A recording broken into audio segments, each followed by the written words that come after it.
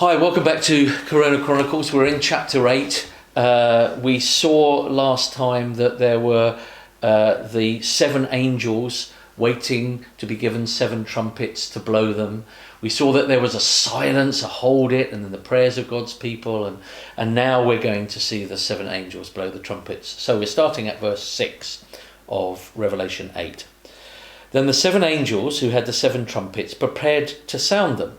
The first angel sounded his trumpet, and there came hail and fire mixed with blood, and it was hurled down on the earth. A third of the earth was burnt up, a third of the trees were burnt up, and all the green grass was burnt up.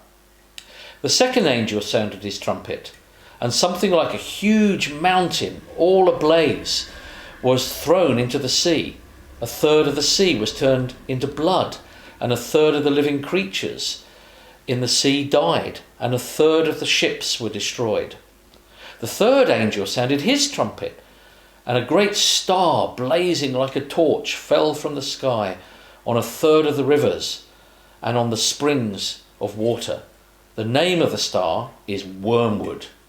A third of the waters turned bitter, and many people died from the waters that had become bitter. The fourth angel sounded his trumpet, and a third of the sun was struck, a third of the moon, and a third of the stars, so that a third of them turned dark. A third of the day was without light, and also a third of the night. As I watched, I heard an eagle that was flying in mid-air call out in a loud voice, "Woe, woe, woe to the inhabitants of the earth, because of the trumpet blasts about to be sounded by the other 3 angels." Yeah, I mean, it seems like everything's ramping up a little bit here, doesn't it? And we were chatting last time about waves coming in to sort of knock down a sandcastle, and every wave comes that little bit closer and closer, and you know eventually it's gonna cover the castle. And in the same way, here we're seeing these sort of waves of judgment getting closer, which are trying to tell us that something's coming. There's something on its way. So, and here we see this eagle or this vulture or this bird of prey that's circling, and vultures will circle when they see dead meat. So they recognise what's happening, and so we're told as well we need to recognise the signs. Look what's happening here. This is leading to something. Yeah, Jesus tells us to read the signs, doesn't he? He gives other illustrations, but when you see vultures or eagles above, you know there's something dead. So, read the signs, what's going on. Yeah. I think we've got to take this. This is imagery, and it's not exact. So a third of all the trees are not going to be sort of destroyed, but it's a picture of destruction.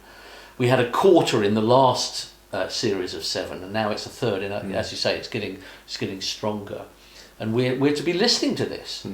So even though this is quite scary stuff, we're not.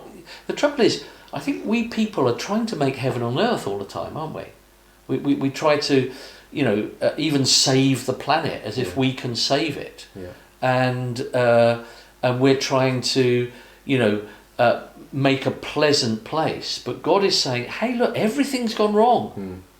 There's a curse on this world. It's the kiss of death. And the sea and the land and the heavens, the stars. There's something of death in everything. Yeah. So whoa, whoa, whoa. Will you listen? Yeah. And it feels like you're right. It's trying to tick everything off the list. It's the land, tick. The sea, tick. It makes me think of Jonah, actually, who thought he could run away from God by running off land onto water, but even God was there. Everything here is under God's sort of judgment, in a sense, not just the earth, like you say, but even the rivers, the trees, the sun, everything. Yeah. Again, it reminds you, if you know the Bible, of the Exodus. Even some of the things are very similar, aren't they? And the ones coming up, blood and hail and all of that sort of stuff, and darkness, it's showing us that even though there is this world that is not heaven, that God does want a people that are going to come into a new world. Yeah. And so even though this is scary, the whole plan of God is to get a people that will be saved, that will listen to the warnings, that will be then taken into his promised land and be able to praise him. So I think we've got to remember that. So it's reading those times, isn't it? Yeah. That we've got to learn, what is God saying? So in this whole coronavirus, what is he saying? You know, what is this going on? And we should listen and become God's people. Yeah, and off the back of last time, we were looking at the cries of God's people, the prayers of God's people being incense. I think as these waves are coming in, we're meant to cry out, aren't we? And we're meant to call out to God, and to tell others to call out as well. Like, you don't call out to the mountains and the rocks, call out to someone who can actually save you from this. Yeah.